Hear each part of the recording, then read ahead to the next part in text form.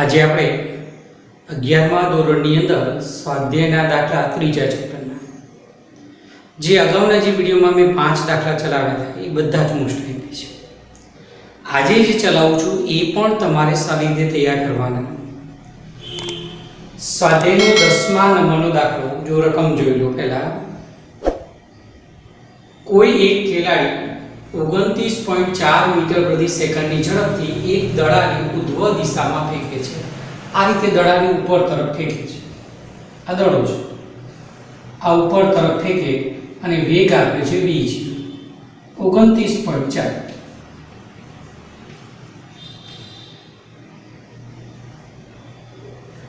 પહેલો પ્રશ્ન પૂછાયો છે કે દડાની ઉધ્વ દિશાની ગતિ દરમિયાન પ્રવેગની દિશા કઈ? આ ઉધ્વ દિશાની ગતિ છે. આ ધારો કે મહત્તમ ઊંચાઈ અને એમ કે છે કે ઉધ્વ દિશાની ગતિ દરમિયાન પ્રવેગ કઈ દિશામાં? તમે ન્યૂટનનો બીજો નિયમ જાણો છો, F ma. તો બળની દિશા એ જ પ્રવેગની દિશા થાય. અહીં દડા ઉપર કયું બળ લાગે? ગુરુત્વાકર્ષી બળ. અને ગુરુત્વાકર્ષી બળ હંમેશા ક્યાં લાગે? પૃથ્વીના કેન્દ્ર તરફ, નીચે તરફ, અધો દિશામાં. હવે બળ અધો દિશામાં લાગે તો આ દડા પર ગુરુત્વ પ્રવેગ પણ ક્યાં હોય? અધો દિશામાં. એટલા માટે પહેલા પ્રશ્નનો જવાબ આવશે અધો દિશા. જવાબ લખીશું કે ગુરુત્વાકર્ષી બળ અધો દિશામાં લાગે.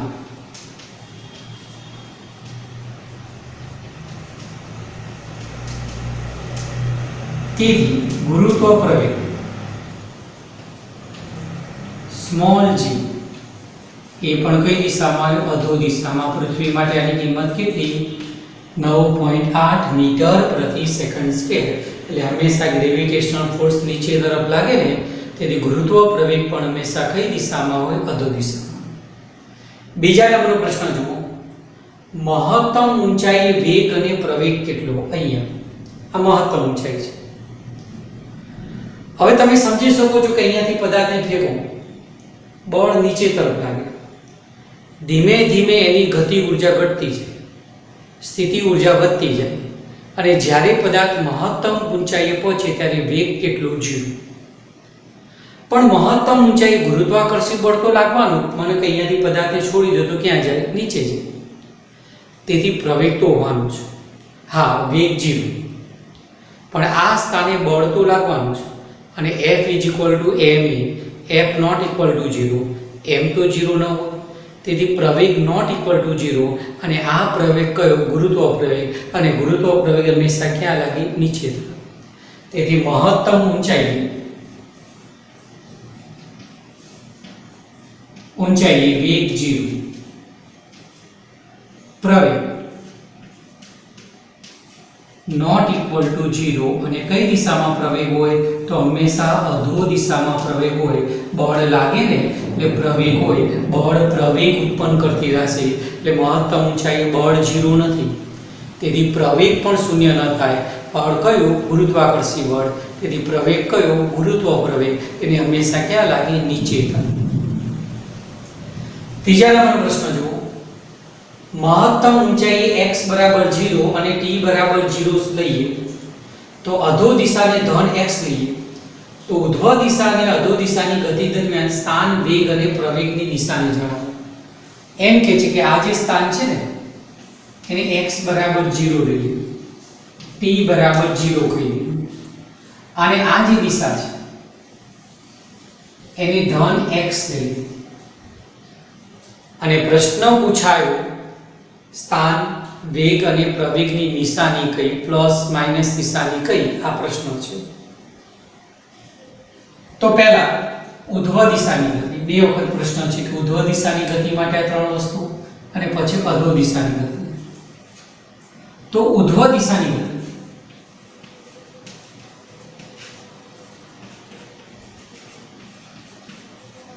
હવે પદાર્થ ઉધ્વ દિશામાં જાય, આ દિશા ધન લીધી, અને પદાર્થ ઉધ્વ દિશામાં જાય તો તો પદાર્થનું સ્થાન અને વેગ કેવો થાય? ઋણ થાય, કેમ કે આ દિશા ઋણ. તેથી સ્થાને ઋણ, વેગે ઋણ. પણ હંમેશા પ્રવેગ ક્યાં હોય? નીચે તરફ. અને આ દિશા ધન છે, તેથી પ્રવેગ કેવો? ધન. તેથી ઉધ્વ દિશાની ગતિ દરમિયાન સ્થાન ધન, સ્થાન ઋણ, વેગ ઋણ.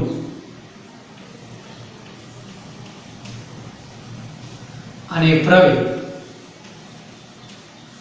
કેવો? ધન. પ્રવેગ હંમેશા અધો દિશામાં હોય, તેથી પ્રવેગની નિશાની કઈ? ધન થશે. હવે એ જ રીતે પ્રશ્ન પૂછાયો અધો દિશા માટે. તો અધો દિશા માટે એટલે પદાર્થ કઈ દિશામાં ગતિ કરે? અધો દિશામાં.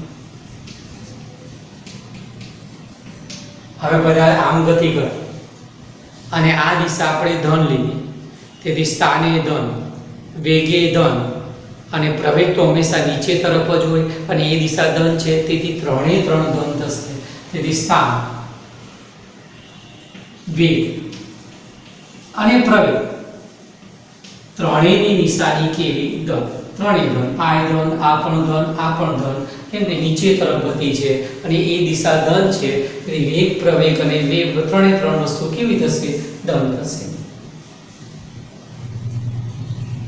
10મા દાખલામાં ચોથો ભાગ. દડો કેટલી મહત્તમ ઊંચાઈ પહોંચશે? એટલે દડો અહીંયાથી આપણે ફેંકીએ છીએ ને, તો આ મહત્તમ ઊંચાઈ આટલેથી આટલી મહત્તમ ઊંચાઈ શોધવાની છે.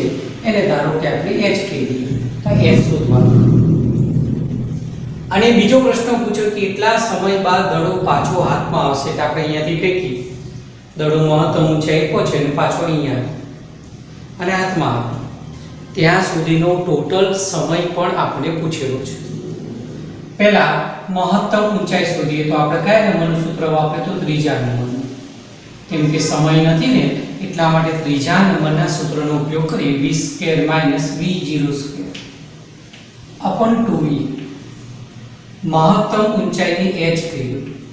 બોલો, મહત્તમ ઊંચાઈ અંતિમ વેગ કેટલો? 0. પ્રારંભિક વેગ 29 પોઈન્ટ કેટલો આવે છે? 4. અને પ્રવેગ 2 9 પોઈન્ટ આવે. તો મહત્તમ ઊંચાઈ h બરાબર -29.4 નો વર્ગ છેદમાં 2 ગુણ્યા 9.8. આ જે સાદુરૂપ આપશો ને એ જવાબ માઇનસમાં આવશે મીટર. બરાબર છે? એ દિશા આપણે ઋણ છે ને એટલા માટે માઇનસમાં જવાબ આવે, પણ મૂલ્ય તો કેટલું? આટલું. આનો વર્ગ કરો, આટલા વડે ભાગી જે આવે તે આપણો જવાબ મહત્તમ છે. હવે આ દડો ફરી પાછો હાથમાં આવે ત્યાં સુધીનો સમય શોધો.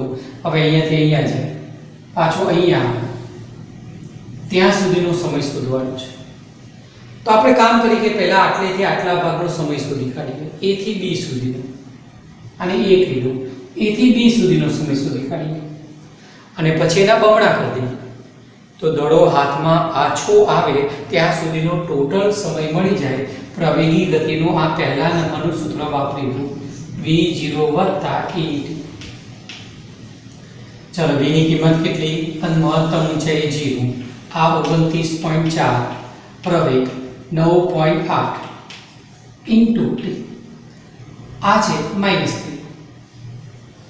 કેમ કે g ની કિંમત આપણે અધો દિશામાં પ્લસ લીધી છે. આપણે આ પદ આ બાજુ 29.4 9.8 ઇન્ટુ t. t બરાબર 29.4 ભાગ્યા 9.8. 9.8 નું ગણ્યું ના આવડે તો આપણે 100 નો તો આવડે ને. 100 ગુણ્યા 3 કરો તો કેટલા થાય? 300. આ 98 ગણીએ, પોઈન્ટ કાઢી નાખો એટલે કેટલા? 98 ગણો. તો 100 ગુણ્યા 3 300, તો 98 ગુણ્યા 3 કેટલા થાય? તો 2 ઓછા છે ને એટલે 6 ઓછા એટલે 294 થઈ ગયા. એટલે આ છેદછળ કરો ને તો 3 આવશે. આ 3 છે. હવે આ સમય કયો આવે? અહીંયાથી અહીંયા સુધીનો સમય આવે, a થી b સુધી. હવે પછી ફરીથી દડો પાછો હાથમાં આવે તો અહીંયા 3 સેકન્ડ થાય ને, તો અહીંયાથી અહીંયા આવવા માટે પણ બીજી 3 સેકન્ડ થાય. તેથી દડો હાથમાં આવે, હાથમાં પાછો આવે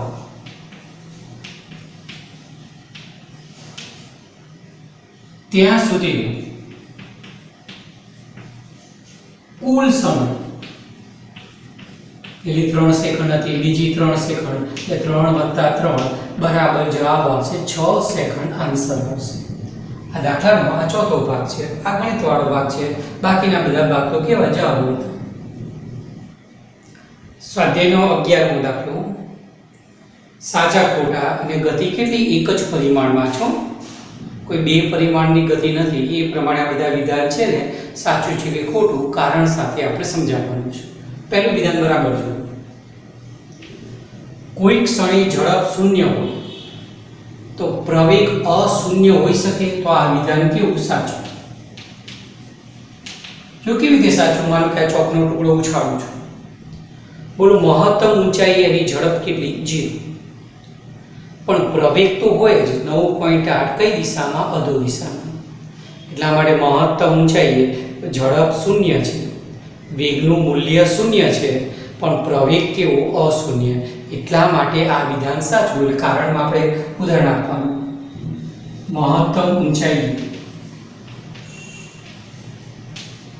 ઝડપ શૂન્ય, પ્રવેગ અશૂન્ય હોઈ શકે. કોઈ પદાર્થને ઉછાળીએ તો મહત્તમ ઊંચાઈ ઝડપ કેટલી? 0, પણ પ્રવેગ કેવો? અશૂન્ય. એટલે એમ લખી દઈએ એક્ઝેક્ટ વાક્ય સાચું. કોઈ પદાર્થને ઉધ્વ દિશામાં ફેંકતા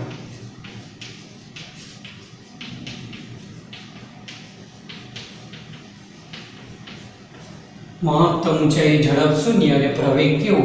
અશૂન્ય. હવે બીજું વિધાન જુઓ. ઝડપ શૂન્ય હોવા છતાં વેગ અશૂન્ય હોઈ શકે. તો આ વિધાન કેવું? ખોટું. કેમ ખોટું? તો સદિશ અને અદિશની તમારી પાસે સમજ હોય. આ વેગ શું છે? ઝડપ વત્તા દિશા. હવે વેગનું મૂલ્ય એટલે શું? ઝડપ. હવે વેગનું મૂલ્ય શૂન્ય છે, તેથી વેગ કેવો થઈ જાય? શૂન્ય થઈ જાય. અહીંયા કયું કીધું છે? અશૂન્ય. એટલે વેગનું મૂલ્ય એટલે ઝડપ, અને ઝડપ શૂન્ય, તેથી વેગ પણ કેવો થઈ જાય? 0 થઈ જાય. ચોથું વિધાન. ત્રીજું વિધાન જુઓ. ઝડપ અચળ હોય તો પ્રવેગ હંમેશા શૂન્ય હોય. જો આખી ઘટના છે ને એક જ પરિમાણવાળી ગતિ છે, એટલે કોઈ પદાર્થ સુરેખ માર્ગે ગતિ કરતો હોય અને ઝડપ અચળ હોય તો પ્રવેગ પણ હંમેશા શૂન્ય હોય. કેમ કે પ્રવેગ હંમેશા 3 રીતે ઉત્પન્ન થાય. વેગનું મૂલ્ય બદલાય તો પ્રવેગી ગતિ, વેગની દિશા બદલાય તો પ્રવેગી ગતિ, અને બંને. અહીંયા સુરેખ માર્ગે ગતિ કરે છે કેમ કે એક જ પરિમાણવાળી વાત છે, તેથી વેગની દિશા તો નથી બદલાતી. હવે વેગનું મૂલ્ય નથી બદલાતું. કેમ કે વેગનું મૂલ્ય કેવું? અચળ, ઝડપ અચળ, તેથી પ્રવેગ કેવો થાય? શૂન્ય. એટલા માટે આ વિધાન કેવું? સાચું. સુરેખ માર્ગે પદાર્થ ગતિ કરે છે, સુરેખ માર્ગ માટે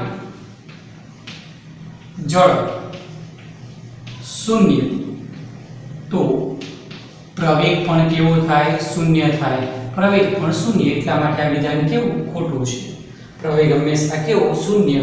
ઝડપ અચળ તો પ્રવેગ હંમેશા શૂન્ય. તો આ વિધાન કેવું? સાચું. આ સાચું છે. એટલે આ ઝડપ શૂન્ય તો પ્રવેગ પણ કેવો? શૂન્ય. કેમ કે અહીંયા દિશા નથી બદલાતી.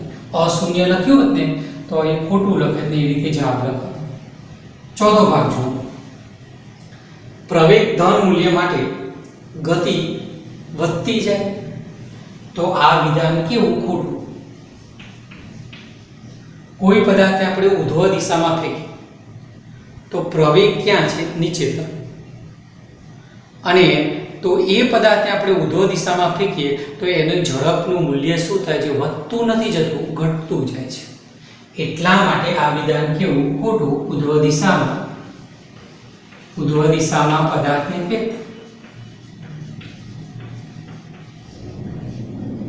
ફેંકતા પછી જે વાક્ય છે ને એ લખી નાખવાનું. આ જે સેન્ટેન્સ છે ને એનું એ લખી દેવાનું કે પ્રવેગનું મૂલ્ય ધન મૂલ્ય, કેમ કે પ્રવેગ ક્યાં હોય? નીચે તરફ, અને આ દિશા આપણે ધન લીધી, તેથી પ્રવેગનું મૂલ્ય ધન હોય, પણ ગતિ કેવી? વધતી નથી જતી, ઘટતી જાય. ચોકને ઉછાળો અને આ દિશાને ધન ધારો તો પ્રવેગ ધન થયો. પણ ચોકનું મૂલ્ય શું થયું, ઝડપ શું થઈ, ધીમે ધીમે શું થઈ, ઘટતી ગઈ. એટલા માટે આ વિધાન કેવું, ખોટું છે. સ્વાધ્યાયનો 18મો દાખલો અને મોસ્ટ આઈએમપી પૂછાતો દાખલો છે. બરાબર રકમ સમજી લો. કોઈ એક રાજમાર્ગ પર 30 કિલોમીટર પ્રતિ કલાકની ઝડપે પોલીસ વાનની ઝડપ આપી છે કેટલી, 30 કિલોમીટર પ્રતિ કલાક.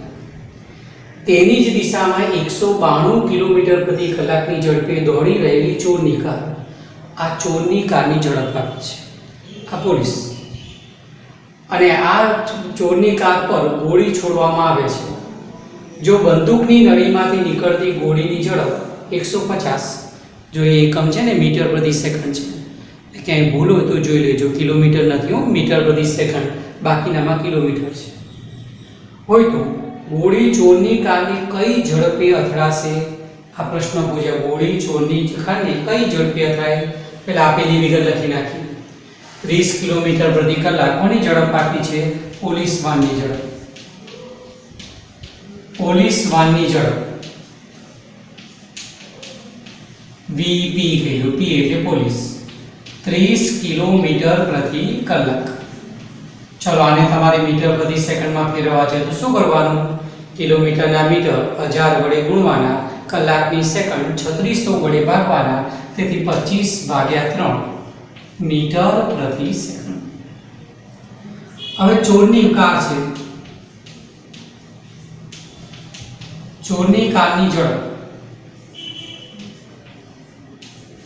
થી કહી દઉં 192 કિલોમીટર પ્રતિ કલાક છે. તમે મીટર પ્રતિ સેકન્ડમાં ફેરવશો ને તો 160/3 મીટર પ્રતિ સેકન્ડ છે. અને આ જે 150 આપી છે ગોળીની ઝડપ, એ પોલીસ વાનની સાપેક્ષમાં જ લખી દો. ગોળીની ઝડપ પોલીસ વાનની સાપેક્ષ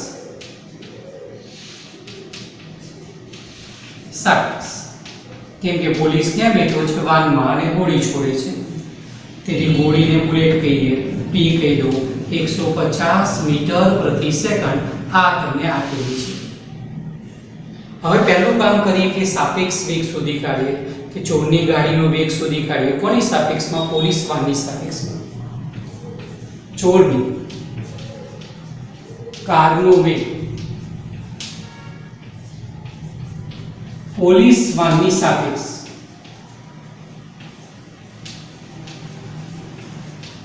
આનો અર્થ એવો થાય કે પોલીસ વાનને આપણે સ્થિર માની લીધી અને એની સાપેક્ષમાં ચોરની કારનો વેગ શોધી કાઢ્યો, વીટીપી. બંને એક જ દિશામાં ગતિ કરે છે ને, તેથી વીટી માઇનસ વીપી. વિરુદ્ધ હોય તો સાપેક્ષ વેગમાં શું થાય? સરવાળો થાય. કેટલો થશે? 160/3 માઇનસ 25/3. 3 લસાઅ. 160 માંથી આપણે 25 બાદ કરી દો તો કેટલા વધે? 135. 135 ને 25 નો સરવાળો કરો, 40 ને 60 થઈ ગયા ને, 135. હવે ભાગ છાશે તો ત્રણેય ભાગ છાશે, કેમ કે જો આનો સરવાળો જો 5 ને 3 8 ને 9 એટલે ત્રણેય ભાગ ચાલવાના. 4 તેરી 12 45 આવ્યા 45 કિલોમીટર પ્રતિ કલાક. કિલોમીટરમાં નહીં, આ મીટર પ્રતિ સેકન્ડમાં ફેરવ્યું છે ને, એટલે અહીંયા એકમ આવશે મીટર પ્રતિ સેકન્ડ. હવે તમારે શોધવાનું શું છે કે ગોળીની ઝડપ પોલીસ વાનની સાપેક્ષમાં શોધવું. તમારે ગોળી જે ચોરની કારને અથડાય ને એની ઝડપ શોધવાની છે. શું લખ્યું છે લાસ્ટ? ગોળી ચોરની કારને કઈ ઝડપે અથડાશે? ગોળી ચોરની કારને અથડાય તે ઝડપ. હવે આ સાપેક્ષ ઝડપ શોધી કાઢી 45. આ કેટલી છે? 150. તેથી ગોળીની ઝડપ પોલીસ વાનની સાપેક્ષમાં 150 અને ચોરની કારની ઝડપ પોલીસ વાનની સાપેક્ષમાં 45. તેથી 150 માંથી 45 કાઢી નાખો. જવાબ આવશે 105 મીટર પ્રતિ સેકન્ડ. અહીંયા પોલીસ વાનને આપણે ત્રીજા નંબરે લીધી, એટલે પોલીસ વાનની સાપેક્ષમાં ચોરની કારની ઝડપ શોધી. પોલીસ વાનની સાપેક્ષમાં જ ગોળીની ઝડપ લીધી, પછી બંનેની બાદબાકી કરી, તો આ રીતે ગોળી 105 મીટર પ્રતિ સેકન્ડના વેગથી ચોરની કારને શું થશે? અથડાશે.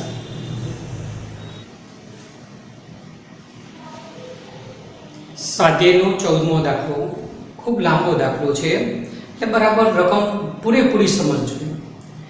એક વ્યક્તિ સુરેખ માર્ગે 5 કિલોમીટર પ્રતિ કલાકની ઝડપે તેના ઘરેથી 2.5 કિલોમીટર દૂર આવેલા માર્કેટ પર જાય છે. આ વ્યક્તિ છે, આ એનું ઘર છે એટલે એચ કહેલું છે, બાજુમાં લખી દઉં છું એટલે આપણે ભૂલ ન પડે. ઘરેથી ક્યાં જાય છે? માર્કેટ. આ છે માર્કેટ એમ કહેલું છે, અને માર્કેટ કેટલું દૂર છે? 2.5 કિલોમીટર દૂર માર્કેટે જાય છે. અને વ્યક્તિની ઝડપ કેટલી આપી છે? અહીંયા ઝડપ કહી દઉં, v0 કહી દઉં, તો 5 કિલોમીટર પ્રતિ કલાક. આટલી ઝડપે જાય છે ઘરેથી માર્કેટ. પરંતુ માર્કેટ બંધ જુએ છે, એટલે કોઈ કારણસર માર્કેટમાં રજા હતી, એટલે માર્કેટ કેવું હતું? બંધ. તે તરત જ 7.5 કિલોમીટર પ્રતિ કલાકની ઝડપે ઘરે પાછો આવે છે. એટલે માર્કેટ અહીંયા બંધ જુએ છે. બંધ જોવે ને એટલે પાછો આવે છે. અને પાછો કેટલી ઝડપે આવે છે? તો કે ઝડપ આપી છે તમને 7.5 કિલોમીટર પ્રતિ કલાક. એવું બને કે શરૂઆતમાં ઘરેથી નીકળ્યો હોય ત્યારે કદાચ ચાલતા ચાલતા નીકળ્યો હોય અને માર્કેટ પહોંચે અને પછી રિક્ષામાં બેસીને પાછો ઘરે આવે. એટલે અહીંયા ઝડપ જુદી છે, અહીંયાથી અહીંયા જવા માટે, અને માર્કેટથી ઘરે આવવા માટેની ઝડપ પણ કેવી? જુદી જુદી છે. હવે આ ઘટનામાં બે વસ્તુ શોધવાની છે: સરેરાશ વેગનું મૂલ્ય અને ઝડપ. કયા કયા સમયના ગાળામાં 0 થી 30 મિનિટ, 0 થી 50 મિનિટ, 0 થી 40 મિનિટ દરમિયાન સરેરાશ વેગનું મૂલ્ય અને ઝડપ, આ બંને વસ્તુ શોધવાની છે. પહેલી વાત તો ક્લિયર છે કે સરેરાશ વેગ કોને કહેવાય? તો તમે જાણો છો કે સરેરાશ વેગનું મૂલ્ય અથવા વેગ બરાબર સ્થાનાંતર ભાગ્યા સમય. આ ખ્યાલ તમને આ પાઠમાં છે. અને સરેરાશ ઝડપ કોને કહેવાય? તો સરેરાશ ઝડપ બરાબર પથ લંબાઈ ભાગ્યા સમય. પથ લંબાઈ એટલે જે રસ્તે જાય એ રસ્તાની લંબાઈ, અને સ્થાનાંતર એટલે અંતિમ સ્થાન ઓછા પ્રારંભિક સ્થાન, ટૂંકામાં ટૂંકો માર્ગ અને સ્થાનાંતર કહેવાય. અંતિમ ઓછા પ્રારંભિક, અને આ જે રસ્તે જાય એ રસ્તાની લંબાઈ. તો સરેરાશ વેગનું મૂલ્ય બરાબર સ્થાનાંતર ભાગ્યા સમય. સરેરાશ ઝડપ બરાબર પથ લંબાઈ ભાગ્યા સમય. હવે આપણે પહેલા 0 થી 30 મિનિટ લઈએ છીએ, પછી 0 થી 50, 0 થી 40 લઈશું. તો 0 થી 30 મિનિટ માટે 0 થી 30 મિનિટ માટે શું થાય એ આપણે વિચારીએ.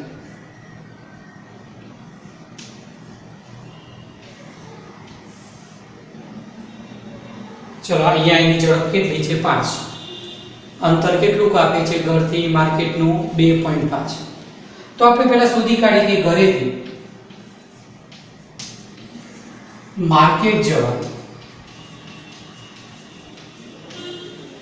માટે લાગતો સમય.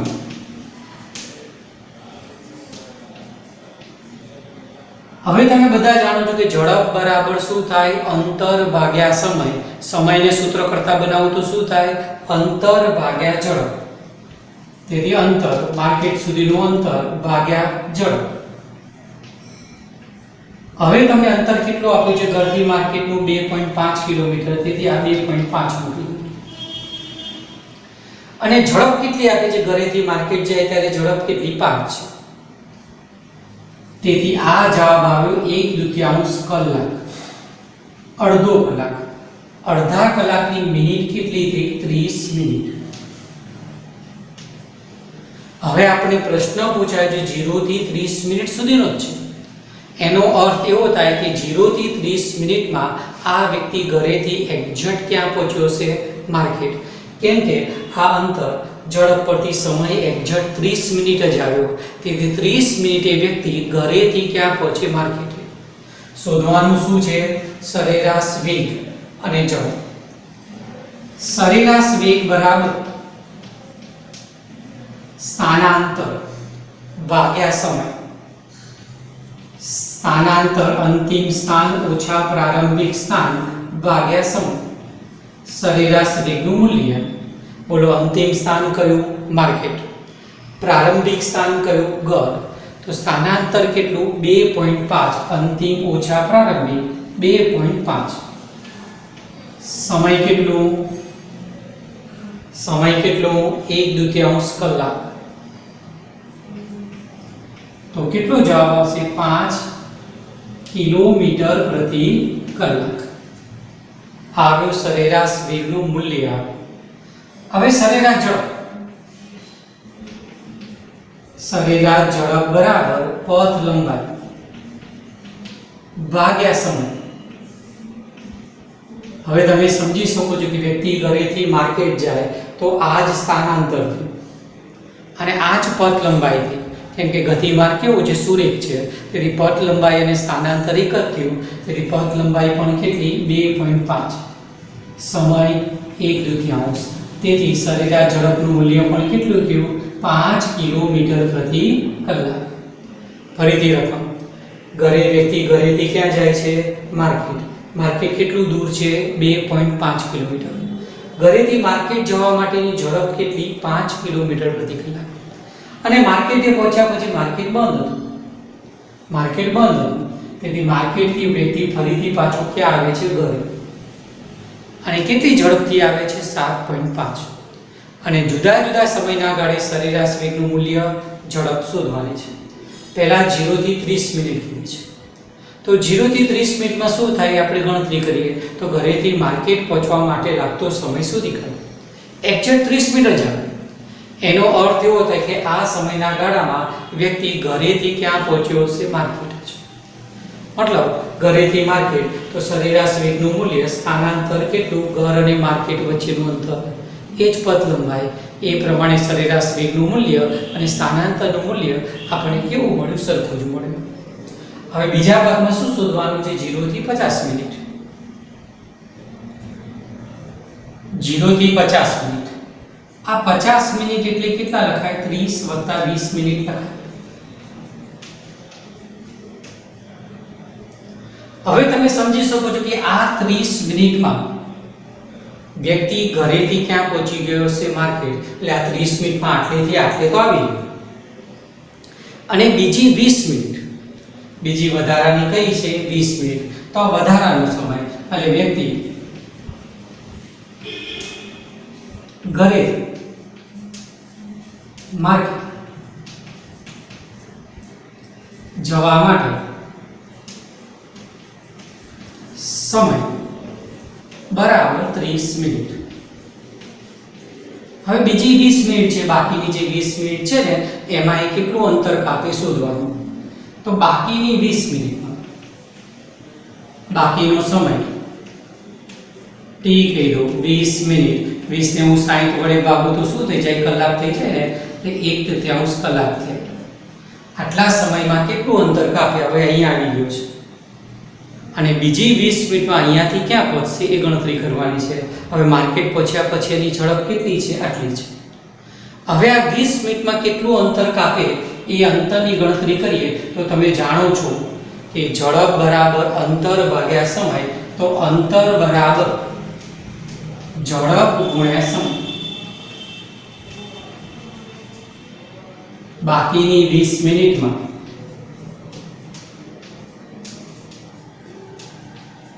અંતર ઝડપ કેટલી છે? 7.5. સમય કેટલો? 1/3. તો પોઈન્ટ કાઢી નાખો તો નીચે કેટલા લખાય? 10 લખાય. એટલે 75 ભાગ્યા 3 થયા એટલે 25 થઈ ગયા. 25 ભાગ્યા 10 એટલે કેટલા થશે? 25 ભાગ્યા 10 એટલે 2.5 કિલોમીટર અંતર. હવે એનો અર્થ એવો થયો કે અહીંયાથી બાકીની 20 મિનિટમાં કેટલું અંતર કાપે? 2.5. હવે તમે તરત સમજી જાઓ કે આ અંતર 2.5 હતું. અહીંયા આવ્યા પછી 20 મિનિટમાં પણ કેટલું અંતર કાપે? 2.5. આવું કેમ થયું? ઝડપ જુદી જુદી છે. જો અહીંયા ઝડપ વધારે છે ને એટલે સમય ઓછો લાગ્યો. પણ વ્યક્તિ ફરીથી પાછો ક્યાં આવી ગયો? ઘરે આવી જાય. આમ 50 મિનિટમાં વ્યક્તિ ઘરે પાછો આવે છે,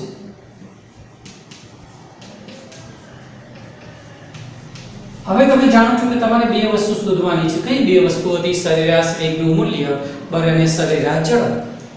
તો સરેરાશ વેગ બરાબર સ્થાનાંતર ભાગ્યા સમય.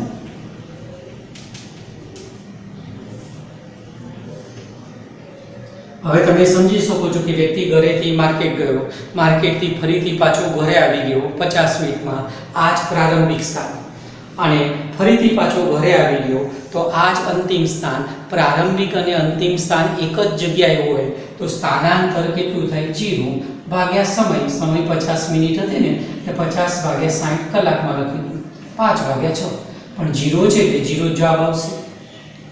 હવે સરેરાશ ઝડપ બરાબર પથ લંબાઈ ભાગ્યા સમય.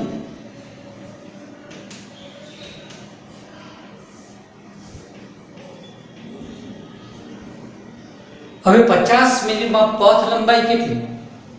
તો ઘરેથી માર્કેટ જાય એટલે 2.5, માર્કેટથી ફરી પાછો ઘરે આવે એટલે બીજા 2.5, એટલે થશે ને પથ લંબાઈ કેટલી? 2.5 વત્તા 2.5 અને ભાગ્યા સમય કેટલો? 5 ભાગ્યા 6 કલાક. 50 મિનિટના મેં કલાક બનાવ્યા, 50 ભાગ્યા 60, 0 ઉડાડી દીધા. ઉપર કેટલા થવાના? 5 થવાના. નીચે 5 ભાગ્યા 6 થવાના. આ 5 ઉડી ગયા એટલે 6 કિલોમીટર પ્રતિ કલાક આપણો જવાબ આવે. જો ફરીથી સમજી લો, 50 મિનિટની વાત કરીને 50 મિનિટના ભાગ પાડે 30 અને 20. તો આ 30 મિનિટમાં વ્યક્તિ ઘરેથી ક્યાં પહોંચી જાય? માર્કેટ. બાકી કેટલી મિનિટ વધી? 20 મિનિટ. 20 મિનિટના મેં કલાક બનાવી દીધા, 1/3. તો બાકીની 20 મિનિટમાં કાપેલ અંતર શોધી કાઢો તો એક્ઝેક્ટ 2.5 આવે. એનો અર્થ એવો થાય કે વ્યક્તિ આ 20 મિનિટમાં માર્કેટથી પાછો ઘરે આવે. હવે સ્થાનાંતર કેટલું? સ્થાનાંતર 0 થઈ જાય ને, આ જ પ્રારંભિક સ્થાન, ફરીથી પાછો ઘરે આવી જાય, અંતિમ સ્થાન પણ આ જ, એટલે સ્થાનાંતર 0. તેથી સરેરાશ વેગનું મૂલ્ય 0. પણ સરેરાશ ઝડપમાં તો પથ લંબાઈ આવે. પથ લંબાઈ એટલે કાપેલ અંતર અહીંથી અહીંયા જાય એટલે 2.5, ફરીથી બીજું અહીંયા આવે તેથી બીજું 2.5, તેથી ટોટલ પથ લંબાઈ કેટલી? 5. આ સમય કલાકમાં, તેથી 6 કિલોમીટર પ્રતિ કલાક સરેરાશ ઝડપ આવે. હવે ત્રીજો ભાગ 40 મિનિટ, 0 થી 40 મિનિટ. તો આજે 40 મિનિટ છે ને એને આપણે આમ ફેરવી દઈએ 30 + 10. હવે તમે સમજી શકો છો કે આ શરૂઆતની 30 મિનિટમાં વ્યક્તિ ઘરેથી ક્યાં પહોંચી જાય? માર્કેટ. આમ 30 મિનિટમાં વ્યક્તિ ઘરેથી માર્કેટ પહોંચવા માટે લાગતો સમય બરાબર 30 મિનિટ. હવે બીજી 10 મિનિટ વધી, એટલે હવે વ્યક્તિ ઘરેથી માર્કેટ તો પહોંચી ગયો. હવે આ 10 મિનિટમાં શું થાય? એ તો આ વધારાની 10 મિનિટ, બાકીની 10 મિનિટ, બાકીનો સમય t બરાબર 10 મિનિટ. 10 ભાગ્યા 60 કરું તો શામાં કન્વર્ટ થઈ જાય? 1/6 કલાક. હવે આટલા સમયમાં 10 મિનિટમાં શું થાય એ વિચારવાનું. હવે માર્કેટ આવી ગયું અને બીજી 10 મિનિટ વધી તો 10 મિનિટમાં ક્યાંથી? અહીંથી અહીંયા આવશે. કેટલી ઝડપથી? આટલી. અને હવે અંતર શોધી કાઢ્યા આગળના ભાગની જેમ જ. તો આ સમયમાં કાપેલ અંતર, અંતર બરાબર શું લખાય? ઝડપ ગુણ્યા સમય. ઝડપ ગુણ્યા સમય. આ સમયમાં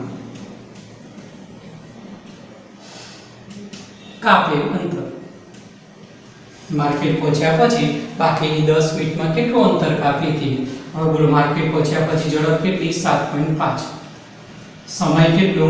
1/6. 10 મિનિટના કલાક બનાવે તો કેટલા થશે? અને 75/10 લખ્યું ગુણ્યા 1/6. ચલો ભાગ ચલાવો તો અહીં કેટલા થાય? 3 ભાગ ચલાવો તો અહીંયા 2 થશે, અહીંયા 3 થશે. 25 × 3 તો કેટલા થશે? 3/20. આ આવશે અંતર એટલે કિલોમીટર આપણે એકમ લખી દઈએ. 3/20 3/20 વિચારજો કેટલા થશે. 3/20 થાય એટલે 0.3 એટલે 1.25 જેવું થશે કિલોમીટર થાય ને. 3 ના અડધા કેટલા, 2 વડે ભાગ ચલાવો તો 1.5/10. બરાબર છે. એ પ્રમાણે વિચારી જુઓ.